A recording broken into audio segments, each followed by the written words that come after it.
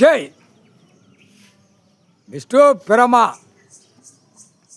லட்சுமி சரஸ்வதி முக்கால் சத்தியம் நீதிமான் பூமிக்கு மேலே உட்காந்துருக்காரு, வானத்துக்கு பூமிக்கு உட்காந்துருக்காரு. அறிவிலையாடா கண்ணு தெரியலையா?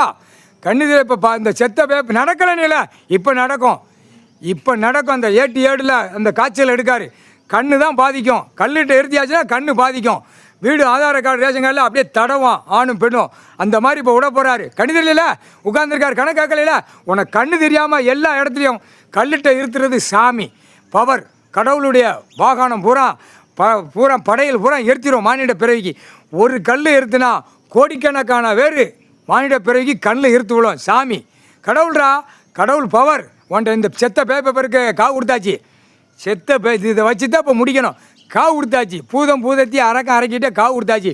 வீடு வாசல் கட்டி மாளிகை கட்டி ஆடுற வீட்டிலலாம் கண்ணு செயலை இழந்து பொண்டாட்டி பிள்ளைகளாம் பேரம் பேத்தி வரைக்கும் செயலை இழந்து தப்பு செஞ்சுருக்கேல.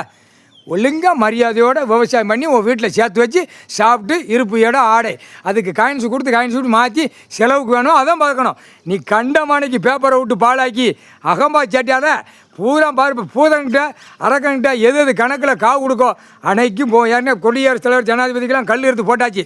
கல் எடுத்து அவனுங்களுக்கு அரக்கம் பூதத்திட்டு கொடுத்தாச்சு. பிரதமர் மந்திரி எம்எல்ஏ எல்லாத்துக்கும் கொடுத்தாச்சு. அங்கே டெல்லி கணக்கு முடிஞ்சு போச்சு. இப்போ அடுத்தாப்புல இங்கே கொடுக்குறது எம்எல்ஏ கொடுக்கணும்ல, எம்பி கொடுக்கணும், மந்திரி கொடுக்கணும், எல்லாம் காவு கொடுக்கணும். எங்கே பூரா பூதத்தி அரைக்கிட்ட கொடுத்தாச்சுன்னா ஆட்டோமேட்டிக்க மண்ணிட பிறகு கூட்டமாக சேர்ந்து கல்லிட்ட கண்ணிலே எறிவான்.